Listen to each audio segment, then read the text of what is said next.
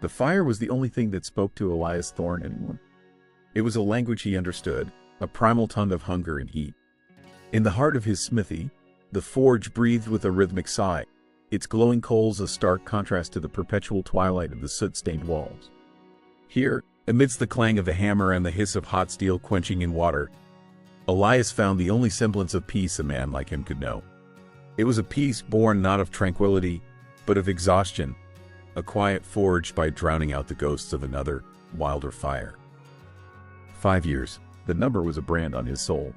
5 years since the night the world had burned, taking his wife, Anna, and their 4-year-old son, Samuel. The fire had left its own cruel signature on Elias.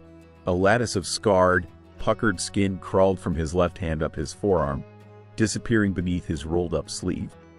It continued up his neck, pulling at the corner of his mouth and eye, giving his face a permanent, unintentional snarl that frightened children and unsettled their parents.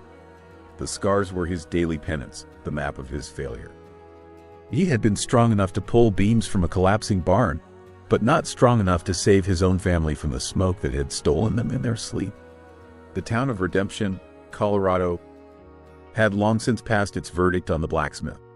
He was an object of pity, a cautionary tale whispered among wives, a boogeyman for misbehaving children. They saw the scars, the hulking silence of his frame, and mistook his grief for menace. When he walked the single dusty street to the general store, a wake of silence followed him. Conversations would falter, women would pull their children closer, and men would find a sudden, pressing interest in the contents of a shop window. Elias felt their stares like a physical weight, but he had long ago stopped caring. Their fear was a shield, reinforcing the solitude he both craved and loathed. His routine was the armor he wore against memory. Dawn broke, he lit the forge. He worked until the light faded, shaping iron with a violent precision that channeled his rage and sorrow into something useful. Horseshoes, plowshares, hinges. He ate his meals, a simple affair of bread and jerky, standing by the anvil, the silence of his small cabin next door too profound to bear. The cabin, once filled with Anna's laughter and Samuel's boisterous energy, was now a museum of loss. A small, worn wooden horse sat on the mantelpiece, its paint faded from a child's constant handling. A faded quilt, Anna's last project, lay folded at the foot of his bed, its intricate stitches a testament to a patience he had never possessed. This afternoon, he needed nails. He let the forge die down, the silence that rushed in feeling louder than the earlier clamor. Wiping his hands on an oily rag, he stepped out into the bracing autumn air.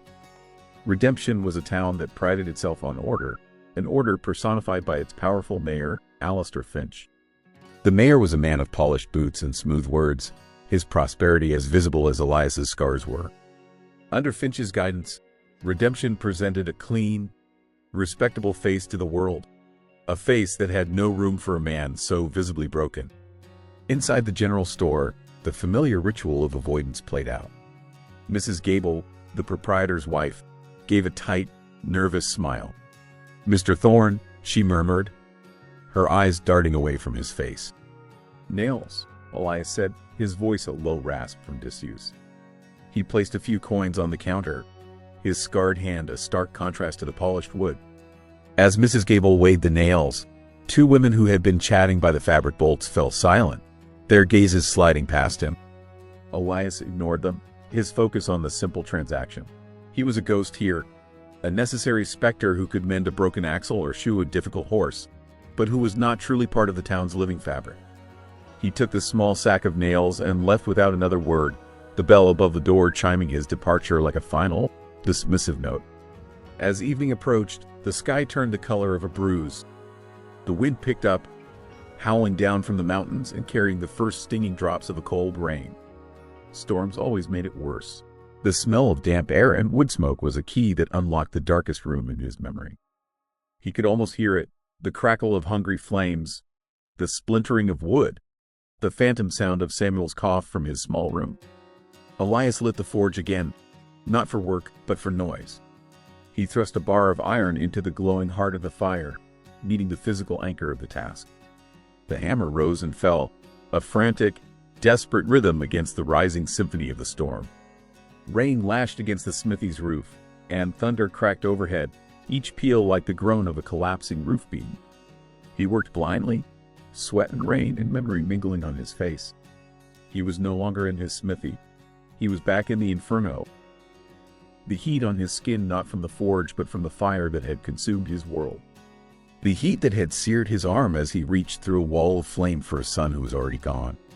A sudden crash from the front of the smithy jolted him back to the present. It wasn't the thunder, it was the sound of a heavy wooden door, rarely closed, being thrown open by the wind. And in the doorway, silhouetted against the violent, strobing lightning, stood a figure. Elias lowered his hammer, his heart pounding a frantic rhythm against his ribs. He squinted into the darkness, his hand tightening on the tool's worn handle. It was a woman, her dress soaked and torn, her hair plastered to her face. She took a staggering step into the smithy, her eyes wide with a terror that had nothing to do with the storm. He recognized her then. It was Clara Finch, the mayor's young wife, a woman he'd only ever seen from a distance, always perfectly composed, a porcelain doll on her powerful husband's arm. Now, she was a wreck. A dark bruise was beginning to bloom on her cheek, and her lip was split and bleeding.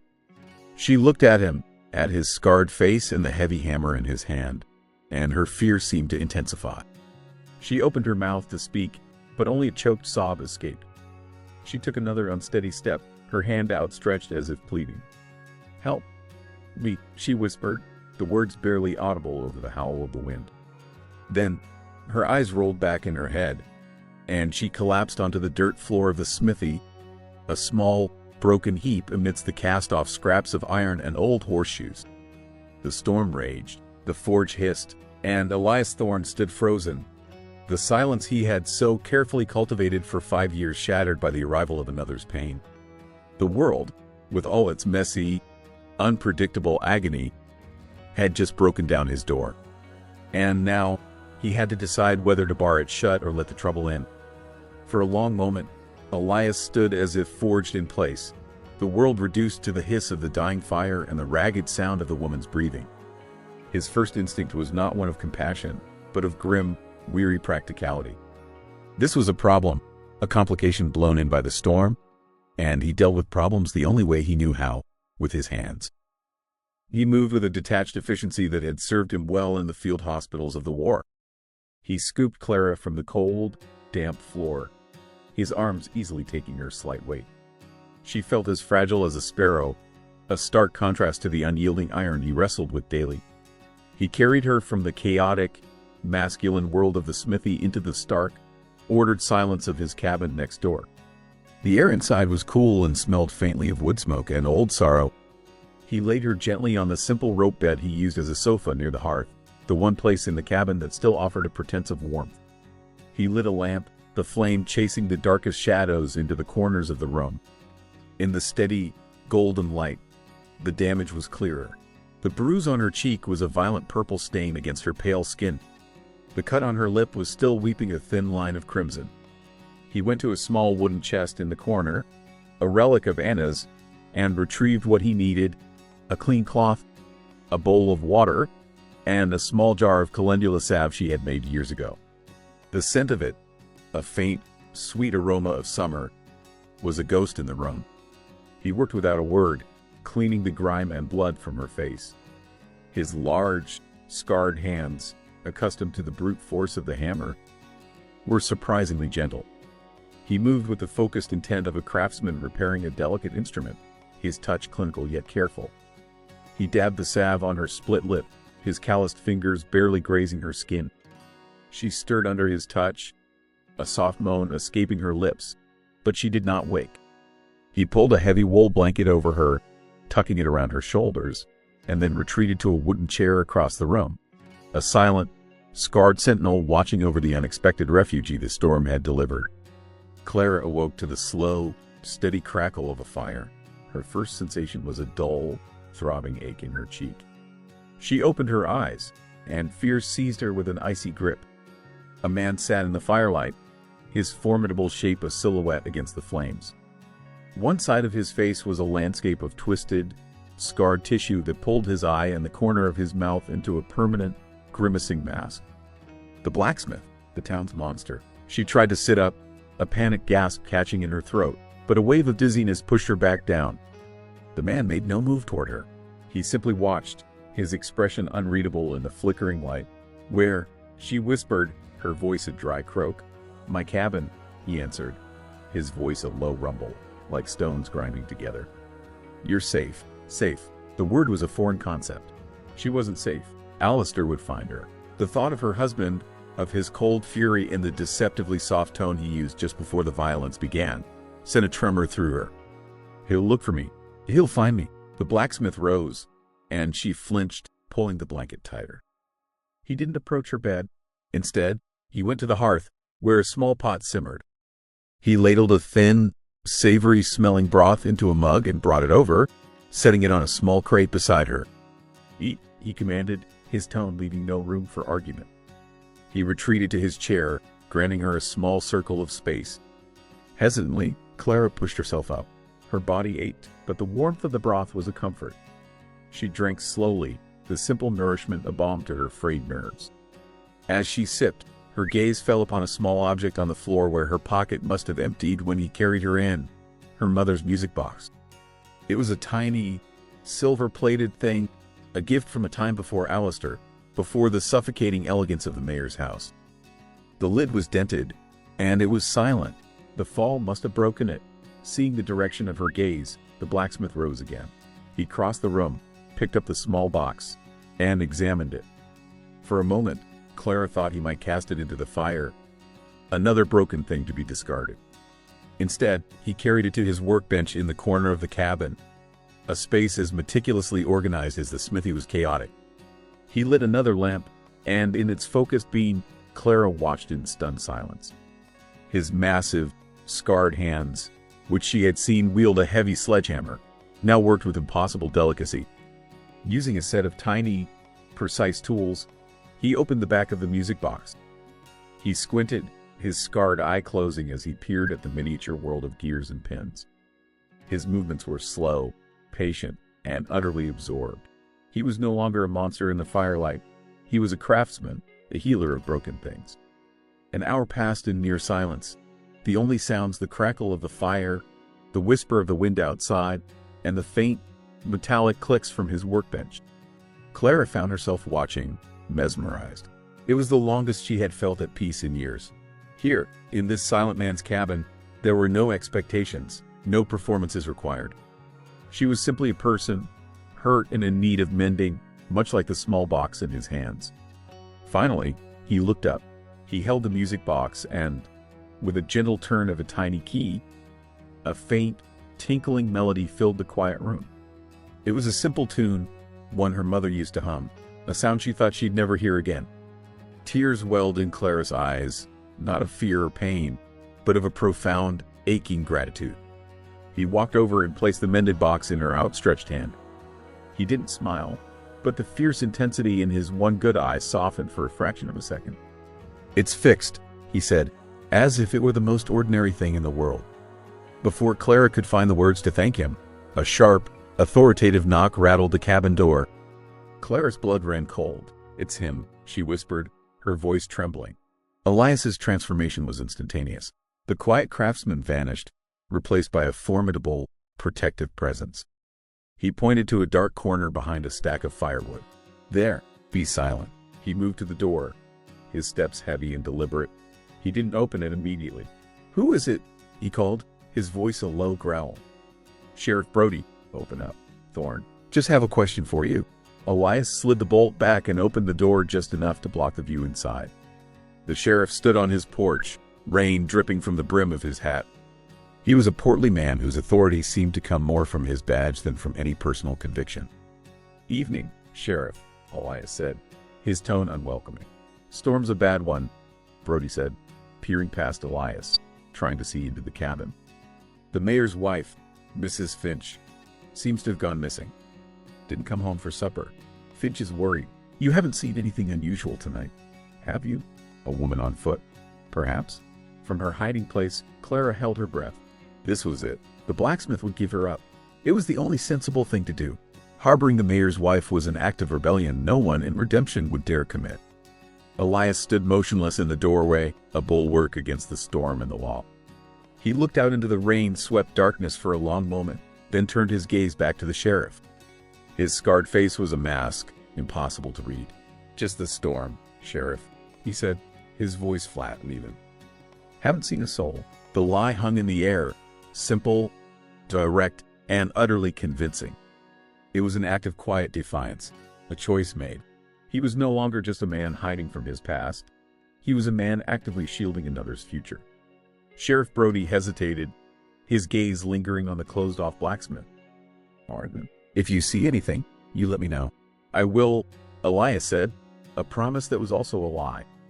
He closed the door, sliding the heavy wooden bolt back into place. The sound echoed in the small cabin, a definitive thud that sealed their pact. He turned back from the door, his eyes finding Clara in the shadows. The air between them was different now, charged with the weight of their shared secret. He had lied for her. He had chosen a side. The embers of his own buried courage had been stirred, and now, for the first time in 5 long years, Elias Thorne was not entirely alone in his fight. The sheriff's departure left a new kind of silence in its wake. It was no longer the hollow quiet of Elias's grief, but a heavy, shared silence, thick with the weight of the lie they had told. Clara emerged from the shadows, her eyes wide, her hands clasped tightly before her. She looked at Elias, this scarred, intimidating man who had just placed himself between her and the full authority of the town, and saw not a monster, but a fortress. "He'll be back," she whispered, her voice barely a tremor. "Let him come," Elias said, the words feeling foreign and reckless on his tongue. He slid the heavy bolt back across the door, the sound a definitive punctuation mark on the choice he had made. In the days that followed, a fragile, unspoken truce settled over the cabin. They were 2 wounded animals sharing a den, wary and watchful, yet bound by a common threat. Clara's terror slowly receded, replaced by a quiet, determined resilience. She began to inhabit the small cabin, not as a guest, but as a partner in their shared confinement. She found Anna's old mending basket and set about repairing Elias's worn work shirts, her small, neat stitches a stark contrast to his own clumsy patch jobs. She discovered the small, neglected herb garden behind the cabin, a place Elias had avoided as it was so purely Anna's creation. With gentle hands, she cleared the weeds, her presence bringing a whisper of life back to the dormant soil. Elias watched these small acts from a distance, a silent observer of his home's slow reawakening. The cabin, for 5 years a sterile monument to the past, began to change. The scent of drying mint and thyme mingled with the familiar smells of coal smoke and iron. The oppressive quiet was sometimes broken by the soft scratch of her needle or the gentle thump of a hoe in the garden. He learned her story not through words, but through observation. He saw the way she startled at any sudden noise, the shadows that passed through her eyes when she thought he wasn't looking. He also saw the strength in the set of her jaw, the unwavering courage that had carried her through a storm and into the den of the town's most feared man. A week after the storm, the mayor's shadow fell across their sanctuary. Alistair Finch arrived not with the sheriff and a posse, but alone, his polished buggy gleaming in the morning sun. He was the very picture of civic authority, dressed in a fine wool coat, his silver-handled cane tapping a confident rhythm on the hard-packed earth as he approached the smithy. Elias was at the anvil, the rhythmic clang of his work a declaration of normalcy he did not feel. He saw Finch approach but did not stop, letting the mayor come to him. "Thorne," Finch said, his voice smooth and affable, a politician's tool. "Busy as ever, I see." The sound of honest labor is the heartbeat of a prosperous town. Elias let his hammer fall for the final time on the glowing horseshoe, then plunged it into the quenching tub. The hiss of steam was the only reply. He turned, wiping his hands on his leather apron, his face a stony mask. "Mayor, I've come on a matter of civic improvement," Finch continued, his eyes sweeping the smithy, lingering for a moment on the closed door of the cabin. "The town council has approved a new iron gate for the entrance to the town square, a symbol of our security and permanence. Naturally, I thought of you. Your work is formidable." The unspoken meaning was clear. "You are a part of this town, Thorne, and I am the one who defines its boundaries." "I'm busy," Elias said, his voice flat. "Of course you are," Finch said with a thin smile. But this is a commission for the town itself. A chance to demonstrate your civic pride. He took a step closer, his voice dropping slightly. Redemption is a town built on order, on mutual respect. Every man has his place, his duty. Those who uphold that order find the town a comfortable place to live. Those who disrupt it, he let the sentence hang in the air, a silken threat. Well, they often find life can become difficult. Elias's hand clenched at his side. He could feel the heat from the forge on his back, a familiar, grounding presence. He met the mayor's cold, assessing gaze and held it. I'll think on it. Finch's smile didn't waver. You do that, Thorne. I'm sure you'll make the wise choice. He gave the cabin one last, lingering look before turning to leave. My wife, Clara, is still unwell, I'm afraid. Hasn't been seen since the storm. If you happen to see or hear anything, I trust you'll remember your duty as a citizen. After Finch left, Elias stood motionless for a long time, the mayor's veiled threats echoing in the smithy. The squeeze began the next day. A farmer, whose wagon wheel Elias was scheduled to repair, sent his boy with a flimsy excuse about making the trip to a smith in the next county.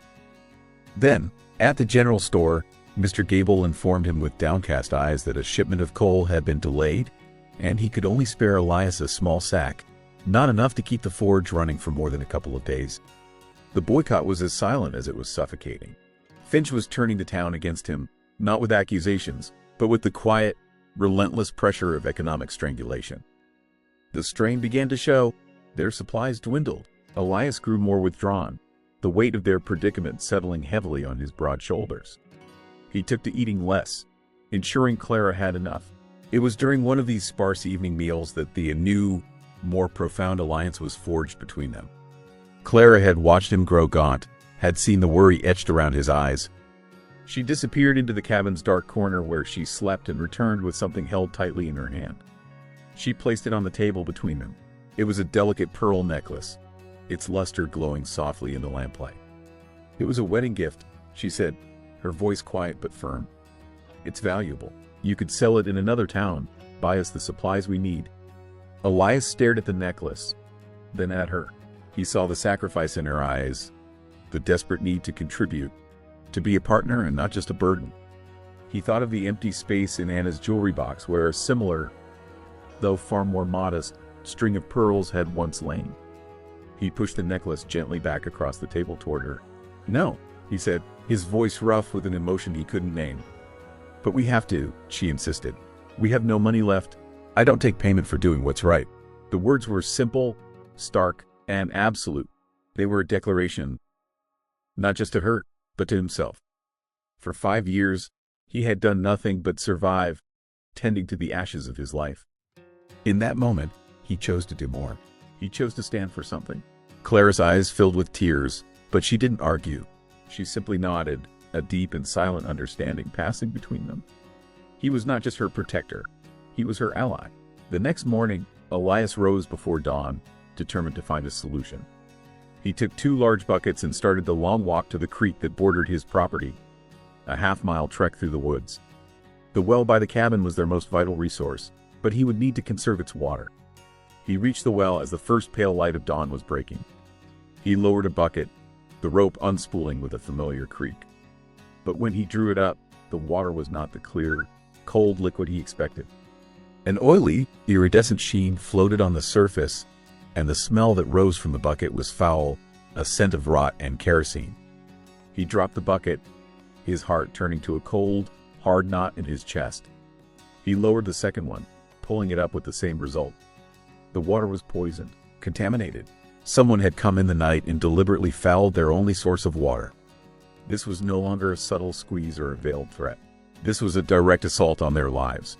The mayor's shadow had given way to a tangible, deadly menace, and they were trapped. The fouled well was a declaration of war. It transformed their sanctuary into a siege camp, each drop of clean water now a precious, finite resource. Elias stood over the corrupted well, the stench of kerosene a bitter testament to Finch's cruelty. This was a new level of malice, an attack not just on his livelihood, but on their very survival. A cold, familiar rage, the kind he hadn't felt since the war, settled in his gut. He returned to the cabin, his face a grim mask. Clara saw his expression and knew immediately. She followed him outside, her hand flying to her mouth as the foul odor hit her. "He did this," she whispered, her voice a mixture of horror and a terrible, weary certainty. "Yes," Elias said, his voice a low growl. "He'll starve us out of water before he starves us out of food." The act, meant to break them, instead forged a new, more resilient bond. The shared struggle for survival stripped away the last vestiges of their roles as protector and refugee. They were partners now, united against a common enemy. Their days took on a new, arduous rhythm. Before dawn and after dusk, under the relative cover of twilight, Elias would make the mile-long round trip to the mountain stream that fed the creek, hauling 2 heavy wooden buckets. The trek was grueling, a constant, physical reminder of their vulnerability. He moved with the cautious tread of a soldier in enemy territory, every snapped twig, every rustle of leaves a potential threat. During his long absences, Clara was left in the charged silence of the cabin. Fear was a constant, unwelcome guest, but she refused to let it paralyze her. She learned the cabin's language of creaks and groans, the way the wind whistled through a particular chink in the logs. She found Elias's old hunting shotgun, a heavy, double-barreled greener. He had left it propped in a corner, coated in a thin layer of dust. She cleaned it meticulously, her movements clumsy at first, then more confident as she familiarized herself with its mechanism. The weight of the weapon in her hands was both terrifying and empowering. It was a tangible symbol of her refusal to be a helpless victim. The evenings became their time of counsel. Exhausted from his labor, Elias would sit by the hearth while Clara tended to his blistered hands, applying the same calendula salve he had once used on her. In the quiet intimacy of these moments, their stories finally began to unfold. He spoke of Anna, not in the choked, grief-stricken tones of a mourner, but with the quiet reverence of a man recalling a cherished memory. "She loved the wildflowers in the spring," he said one night, his gaze lost in the flames. "Said they were tougher than they looked, pushing up through the hard ground. She was like that, too. Looked delicate, but she had a will of iron." Clara, in turn, began to speak of her own past, of a life before she became Mrs. Alistair Finch. "I wanted to be a schoolteacher," she confessed, her voice soft. "My father taught me to read from his books. He believed education was a light you could carry inside you, something no one could take away." These exchanges were more than just stories. They were acts of reclamation, of asserting their identities beyond the roles of widower and runaway wife. They were Elias and Clara, 2 people who had once dreamed and loved, finding the echoes of their former selves in each other's company. A week into their water-hauling ordeal, a spark of hope arrived in the form of Sarah Miller, the pastor's wife.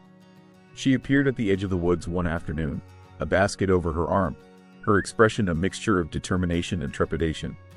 Elias, returning from the stream, saw her first and instinctively moved to intercept her, placing himself between her and the cabin.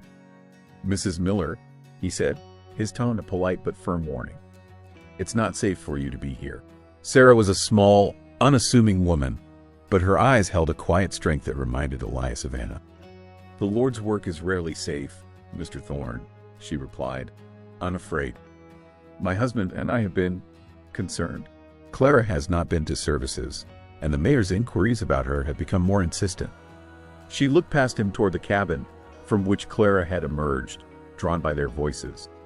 "Clara, my dear," Sarah called, her voice warm with genuine concern. Clara hesitated for a moment, then walked to join them, her relief at seeing a friendly face warring with her fear of discovery. Sarah didn't pry or ask for explanations.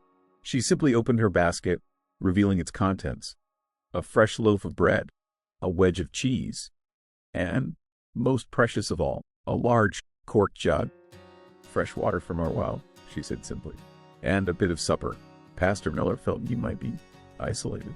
The simple act of kindness, the quiet solidarity, was a powerful antidote to Finch's campaign of fear. It was a message: you are not entirely alone. "Thank you," Clara said, her voice thick with emotion. "Be careful," Sarah warned, her gaze sweeping the surrounding woods. "The mayor's influence is built on the belief that he is unopposed. Any challenge to that, however small, will be met with force." She pressed a small, worn Bible into Clara's hands. "Psalm chapter 27, she said softly. "The Lord is my light and my salvation. Whom shall I fear? Her visit was brief, a fleeting moment of connection, but it left an indelible mark.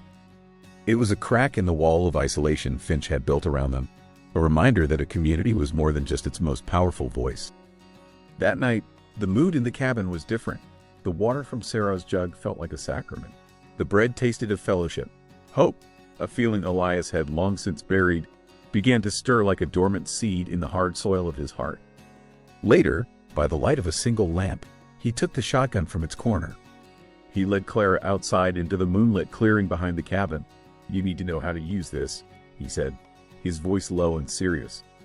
Not just to clean it, to use it. He showed her how to load the shells, how to brace the stock against her shoulder, how to sight down the long barrel. She was a clumsy student, her slight frame struggling with the weapon's weight and recoil. But she was determined. He stood behind her, his large hands guiding hers, his body a steadying presence. The physical contact was impersonal, that of a teacher and a student, yet an undeniable current passed between them, a silent acknowledgement of their profound and growing trust. He set up a tin can on a fence post, aimed for the center, squeezed the trigger, "Don't pull it." Clara took a deep breath, the scent of pine and damp earth filling her lungs. She sighted the can, its shape a silver disc in the moonlight. She squeezed the trigger. The shotgun roared, kicking hard against her shoulder and sending the can flying. A small, surprised laugh escaped her lips. Elias watched her, a ghost of a smile touching his own scarred mouth. The sound of her laughter, tentative yet real, was a more profound act of defiance against the mayor's oppressive silence than any gunshot could ever be. In that moment, Clara Finch was no longer just a victim he was sheltering. She was his compatriot, his partner in a quiet, desperate rebellion.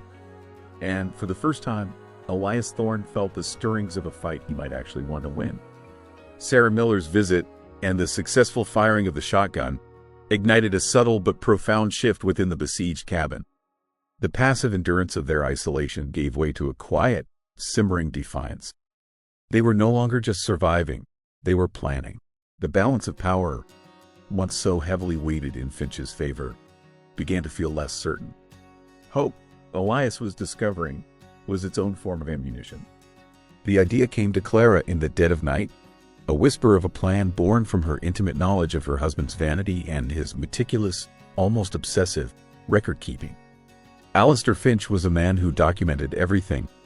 His power built not just on intimidation, but on the careful architecture of ledgers, deeds, and official-looking papers.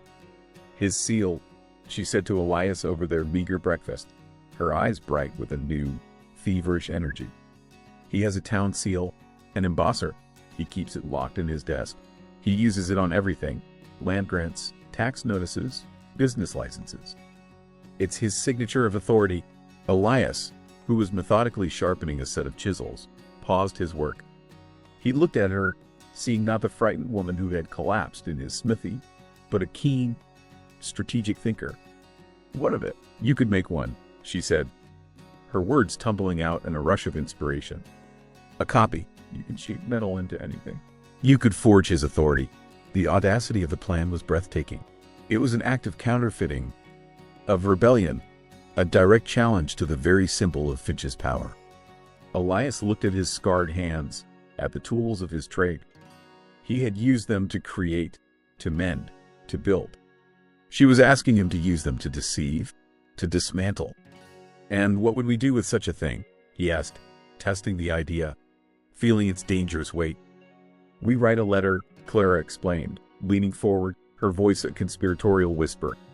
"An anonymous letter from a concerned citizen. We detail his crimes, the money he skims from the town's contracts, the way he forced the Gables to sell him their back lot for half its worth. We make it look like an official complaint, stamped with his own seal, and we send it to the territorial marshal." The risk was enormous, but the potential reward was freedom. For days, the plan was their secret project, a shared conspiracy that filled the long, tense hours. Elias, drawing on Clara's detailed descriptions and his own precise memory of the town's documents, began the painstaking work of carving a die. He worked at night, by the low light of a single, shrouded lamp. The smithy transformed into a clandestine workshop. The delicate, intricate work was a world away from shoeing horses. It required a jeweler's touch, a patience he hadn't known he still possessed. Each tiny scratch in the steel was a small act of defiance. As he worked on the seal, Clara worked on the letter. She sat at the small wooden table, her brow furrowed in concentration, piecing together fragments of conversations she had overheard, recalling details from ledgers Alistair had carelessly left open. Her words were a careful indictment, not of a wife against her husband, but of a citizen against a corrupt official. She was forging a new identity for herself, not as a victim, but as an agent of justice. This shared, dangerous work drew them closer than ever before. The physical space of the cabin seemed to shrink, charged with a new, unspoken intimacy. A lingering touch as he handed her a tool, her hand brushing his as she set a cup of coffee by his workspace, a shared look of understanding across the flickering lamplight. These small, unconscious gestures built a bridge between their two solitudes. They were no longer just allies, they were partners, their separate pasts beginning to weave into a shared present. One evening, as he painstakingly refined a letter on the die, his head bent low over the work, Clara came to stand behind him, watching in silence. He could feel her presence, a quiet warmth at his back. "Anna would have admired what you're doing," she said softly. Elias's hand stilled. It was the first time either of them had mentioned his wife's name in weeks. He didn't turn around, his throat too tight to speak. "She would have admired your courage," Clara continued, her voice gentle. "And your kindness." He finally looked up, his one good eye meeting hers in the dim light. He saw no pity in her gaze, only a deep, quiet understanding. "She was the brave one," he said, his voice rough. "Bravery comes in many forms," Clara replied. "Sometimes it's facing a fire, and sometimes it's just refusing to be extinguished." The final piece of their plan fell into place with another clandestine visit, this time from Pastor Miller himself. He arrived after dusk, his face etched with worry. Sarah had confessed her actions, and while he was frightened for his family's safety, his conscience would not let him stand by and do nothing. "The territorial marshal is due in redemption in 2 days' time," the pastor told them, his voice low. "He's making his annual circuit. It's our only chance." He looked at the forged seal, then at the carefully penned letter, his hands trembling slightly as he took them. "This is a great risk, for all of us."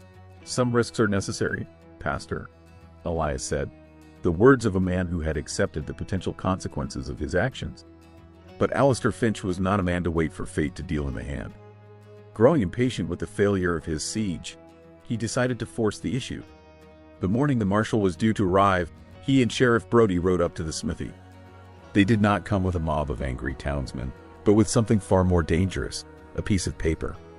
"Elias Thorne," Sheriff Brody called out, his voice unnaturally loud in the morning quiet. "I have a warrant for your arrest." Elias and Clara exchanged a look of disbelief.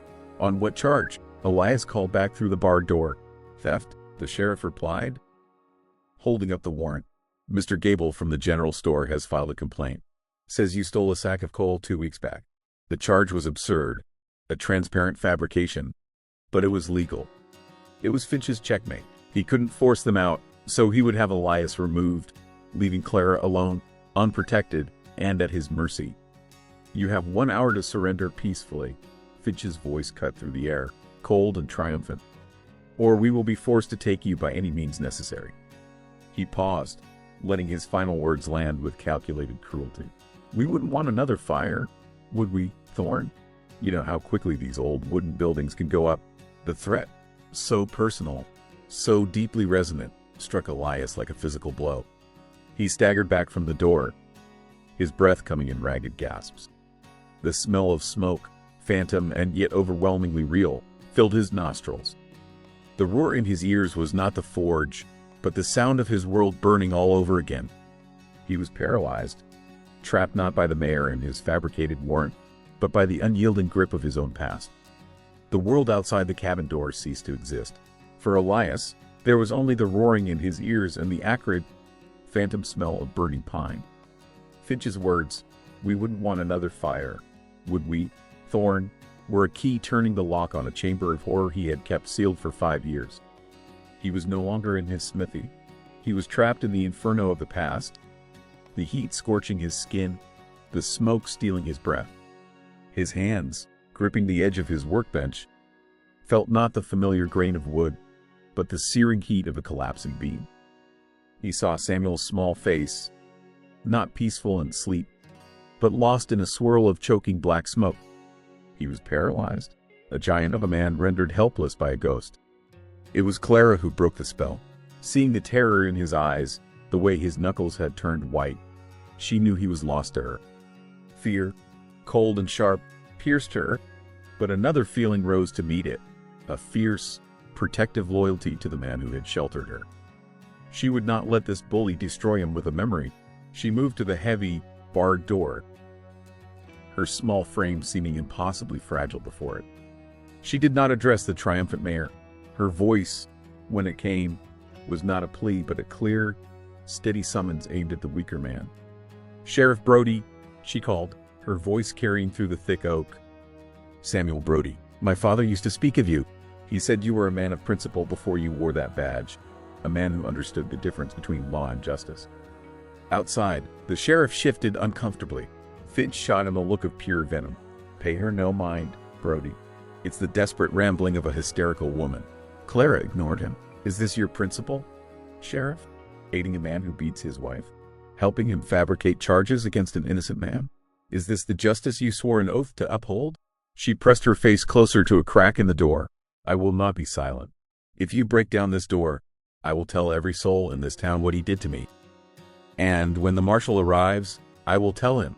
I will testify under oath to his abuse and his corruption. You will be an accessory to it all. Do your duty, Brody," Finch snarled, his composure cracking. The situation was slipping from his control. Sheriff Brody hesitated, his hand hovering over the butt of his pistol. He looked at the unyielding door, then at the mayor's face, contorted with a rage that was anything but righteous. He saw the truth in the unseen woman's voice. It was in that tense, drawn-out moment that the sound of multiple horses approaching at a steady trot broke the standoff.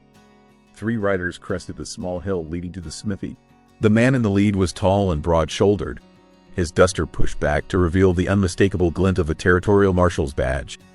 Beside him rode Pastor Miller, his face a mask of grim determination. The marshal reined in his horse, his shrewd eyes taking in the scene in a single, sweeping glance. The 2 men poised for violence outside the door. The barred windows of the cabin, the palpable tension that hung in the air like gunpowder smoke. "Sheriff Brody," the marshal said, his voice calm but carrying an indisputable authority. "There seems to be a problem here." Finch, seeing his advantage vanish, immediately shifted tactics, adopting the persona of a concerned husband and civic leader. "Marshal, thank heavens, we were just trying to serve a warrant on this man, Thorne. He's taken my poor, confused wife hostage." The cabin door was unbarred from within and opened. Elias stood there, his face pale and sweat sheened, but his eyes were clear. He had been pulled back from the brink by Clara's courage. She stood just behind him, her hand resting on his arm, a small but powerful gesture of solidarity. "That is a lie," Clara said, her voice ringing with conviction as she stepped out into the daylight. She faced the marshal, unafraid. "I came to Mr. Thorne for protection from my husband. This warrant for theft is a fabrication, designed to remove the only man in redemption who had the courage to help me." At that moment, a small group of townspeople appeared at the edge of the clearing, drawn by the commotion. Sarah Miller was at the front, her presence a quiet rebuke to Finch's authority. They did not form a mob. They were witnesses, a silent jury for the soul of their town. The marshal dismounted, accepting a folded piece of paper from Pastor Miller. He read Clara's letter slowly, his expression unreadable. When he finished, he looked at Sheriff Brody. "Sheriff, I see a warrant for theft. On what grounds was it issued?" Brody swallowed, his gaze flicking from the marshal to Finch, then to the silent, watching townspeople. The web of intimidation Finch had woven for years was unraveling in the morning sun. "Mr. Gable, he filed a complaint," Brody stammered. "Did he now?" the marshal said, his eyes scanning the crowd and landing on the pale, sweating face of the general store owner. "Mr. Gable, step forward." Gable shuffled forward, twisting his hat in his hands, unable to meet the marshal's gaze. "Did you, of your own free will, swear out a complaint that this man stole coal from your store?" the marshal asked, his voice deceptively mild. Gable looked at Finch, who gave a nearly imperceptible shake of his head. Then he looked at Elias, at Clara, and at the faces of his neighbors. He took a deep, shuddering breath. "No, sir," he said, his voice barely a whisper. "The mayor. He strongly suggested I do so." It was over. The lie was exposed, the power broken. "Alistair Finch," the marshal said, turning to the now ashen-faced mayor. "I'm placing you under arrest for intimidating a witness and conspiring to file a false report. The accusations in this letter will be investigated thoroughly." Finch sputtered, his polished facade crumbling to reveal the snarling bully beneath. But the marshal's deputies were already moving in. Sheriff Brody, in a final, quiet act of redemption, did not move to help him. He simply stood aside, the shame of his complicity heavy on his shoulders. As the marshal led Finch away, a collective sigh of relief seemed to pass through the gathered crowd. The shadow that had loomed over redemption for so long had finally lifted. In the quiet aftermath, as the townspeople dispersed, Elias and Clara stood on the porch of the cabin.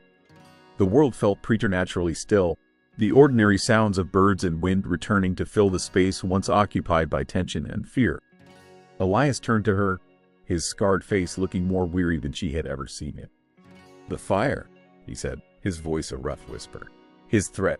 It almost took me again, but it didn't," she said softly, her hand finding his. His skin was rough and calloused, but his grip was gentle. "I was here. We were here together." He looked at their joined hands, then into her eyes. The ghosts of Anna and Samuel would always be with him. He knew that. Their memory was a part of who he was, but for the first time, he felt that the future might hold something more than just their absence. It might hold Clara. "Stay," he said, the single word freighted with 5 years of unspoken loneliness.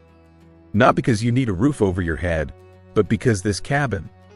It's been a long time since it felt like a home." Tears welled in Clara's eyes, but they were not tears of sorrow. "This is our home now, Elias," she said, her voice full of a hope that had been rekindled in the heart of his forge. Months later, the first breath of spring thawed the hard ground of redemption. The smithy was loud again, but this time with the cheerful sounds of commerce. The clang of Elias's hammer was steady and purposeful, the rhythm of a man at peace with his work. His scars remained, a permanent part of his landscape, but the haunted look in his eyes had been replaced by a quiet contentment. He was no longer the town's ghost, but its blacksmith, a man respected for his skill and his quiet integrity. The cabin, too, was transformed. Clara had brought Anna's garden back to life. Bright green shoots of mint and thyme pushed up through the dark soil, and the first hardy wildflowers were beginning to bloom along the stone path. The worn wooden horse still sat on the mantelpiece, but now it was often joined by a fresh-picked flower in a small glass jar. One evening, as the setting sun painted the sky in brilliant strokes of orange and purple, Elias and Clara stood on the porch, watching the day's end. The air was sweet with the scent of damp earth and new beginnings. He slipped his arm around her waist, and she leaned into his solid strength, her head resting on his shoulder. They had forged a new life from the ashes of their old ones, a bond made not of iron, but of a resilience that was even stronger. They were not just survivors. They were a family, chosen and forged in the heart of a shared fire. Their home a quiet testament to the enduring power of hope, and a permanent symbol of redemption.